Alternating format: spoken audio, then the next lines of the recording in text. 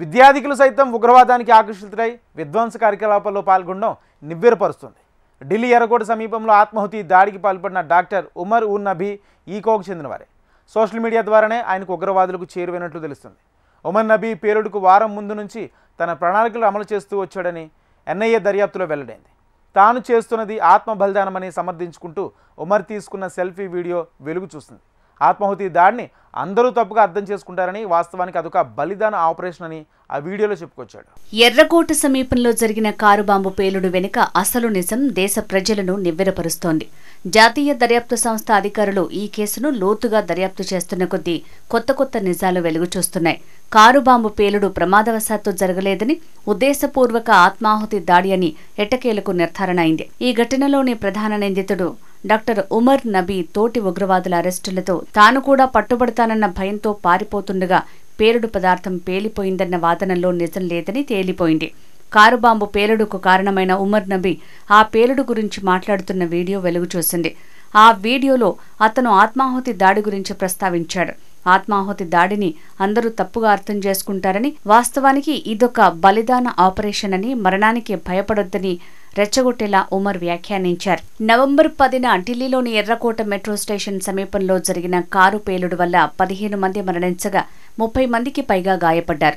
అయితే బాబ్రీ మసీదు కూల్చివేత రోజు డిసెంబర్ 6న భారీ పేలుళ్లకు ఉమర్ నబీ ప్రణాళిక రచించినట్లు దర్యాప్తు అధికారులు గుర్తించారు. శ్రీనగర్ సీనియర్ ఎస్పీ సందీప్ చక్రవర్తి సారథ్యంలోని బృందం ఉమర్ నబీ సోదరుడు జహూర్ ఇలాహీని విచారించగా ఓ మొబైల్ వీడియో వెలుగు చూసింది. ఉమర్ నబీ అక్టోబర్ 26 నుంచి 4 రోజుల పాటు సొంతూరు పుల్వామాలో గడిపినప్పుడు ఈ ఫోన్ను సోదరుడు ఇలాహీకి ఇచ్చి వెళ్లాడు. తన గురించి వినకూడని వార్త ఏదైనా విన్న వెంటనే ఈ ఫోన్ను నీటిలో పడేసే అని ఉమర్ సూచించాడని ఆయన పోలీసులకు వెల్లడించాడు. పాక్షికంగా ధ్వంసమైన మొబైల్ నుంచి ఫోరెన్సిక్ నిపుణులు డేటాను వెలికి తీయగా అందులో ఈ సెల్ఫీ వీడియో దొరికింది. శ్రీనగర్, ఫరీదాబాద్లలో ఉగ్రవాద సంస్థలతో సంబంధాలు ఉన్నాయంటూ ఉమర్ సహచరులు doctor Adil Ahmad Rather, doctor Muzammil Shakeel arrest చేయడంతో ఉమర్ సోదరుడు తీవ్ర భయాందోళనకు గురయ్యాడు. ఆ మర్నాడు ఉమర్ మరో సహోద్యోగి డాక్టర్ షాహీన్ సయీద్ కూడా అరెస్ట్ అయినట్లు ఉమర్ సోదరునికి తెలిసింది. ఉమర్ కోసం కూడా పోలీసులు వెతుకుతున్నారని తెలుసుకున్న సోదరుడు భయంతో ఉమర్ ఇచ్చిన ఫోన్ని వారి ఇంటి సమీపంలోని ఒక చెరువులో పడేశాడు. తనది ఆత్మహత్య కాదని, బలిదాన ఆపరేషన్ అని ఉమర్ తన ఉగ్ర దుశ్చర్యను సమర్థించుకోవటం సెల్ఫీ వీడియోలో కనిపించింది. ఆత్మాహుతి దాడులు అనేవి ఇస్లాంలో ఎన్నో ప్రశంసలను అందుకున్నాయని ఉమర్ భావించేవాడు. అయితే తన సిద్ధాంతంపై తనకే స్పష్టమైన అవగాహన లేకపోవడంతో తడబడుతూ మాట్లాడటం ఆ వీడియోలో కనిపించింది. ఈ వీడియోలు ఈ ఏడాది ఏప్రిల్లో రికార్డ్ చేసినట్టు తెలుస్తోంది.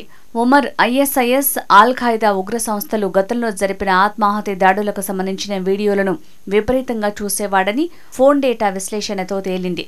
ఫరీదాబాద్లోని అల్ ఫలాహ్ యూనివర్సిటీలో ఏర్పడిన ఈ టెర్రర్ మాడ్యూల్ గతేడాది నుంచి ఓ సూసైడ్ బాంబర్ కోసం అన్వేషిస్తున్నట్లు బయటపడింది. అందుకోసం డాక్టర్ ఉమర్ నబీ ముమ్మరంగా ప్రయత్నించినట్టు వెల్లడించారు.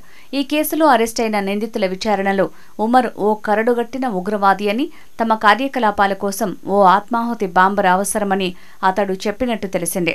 ఉమర్ నబీ దేశంలోని పలు ప్రాంతాలలో ఉగ్రదాడులు చేయటం గురించి ప్రతిసారి ఉద్వేగభరితంగా మాట్లాడేవాడని తెలుస్తోంది. ప్రస్తుతం ఈ వీడియో సామాజిక మాధ్యమాలలో వైరల్గా మారింది. జమ్మూ కశ్మీర్ పుల్వామాకు చెందిన ఉమర్ ఉన్ నబీ శ్రీనగర్లోని ప్రభుత్వ వైద్య కళాశాలలో ఎంబీబీఎస్, ఎండీ మెడిసిన్ చేశాడు. కొన్నాళ్లు జీఎంసీ అనంతనాగ్లో సీనియర్ రెసిడెంట్గా పనిచేశాడు. అనంతరం హర్యానా ఫరీదాబాద్లోని అల్ ఫలాహ్ వైద్య కళాశాలలో అసిస్టెంట్ ప్రొఫెసర్గా పనిచేశాడు. సోషల్ మీడియా వేదికగా తీవ్రవాద భావజాలానికి గురైన డాక్టర్లలో ఉమర్ కూడా ఒకడు. ఇటీవల జమ్మూ కశ్మీర్లో నిర్వహించిన ఉగ్రవాద ఆపరేషన్లో పలువురు డాక్టర్లను భద్రతా అధికారులు అరెస్టు చేయగా వారితో ఉమర్కు కూడా సంబంధాలు ఉన్నాయని అధికారులు గుర్తించారు.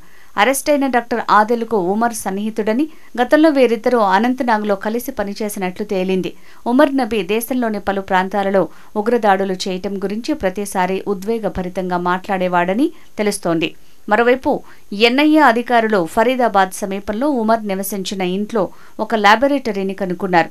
పేలుడు పదార్థాలను అతి చిన్న మొత్తాల్లో పేల్చి వాటి తీవ్రతను అంచనా వేయటానికి ఈ ల్యాబ్ను ఉమర్ ఉపయోగించేవాడు.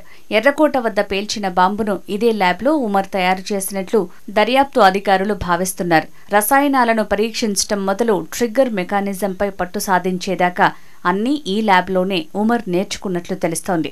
హ్యాండ్లర్లు ఫైసల్, హషీం, ఉకాసాలతో doctor Umar, doctor Muzammil, doctor Adil Rather Telegram యాప్లో దాడి ప్రణాళికపై చర్చించేవారు.